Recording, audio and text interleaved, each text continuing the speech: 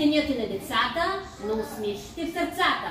Всички ние тук празнуваме, смееме се и лудуваме, но решихме неотдавна в съревнование забавно, кратки стихчета и песни, да танцуваме в игри чудесни. Добре дошли, уважаеми гости! Вашата професия е много ценна, много важна. Една мисия да възпитавате нашите деца, нашето настояще, нашето бъдеще.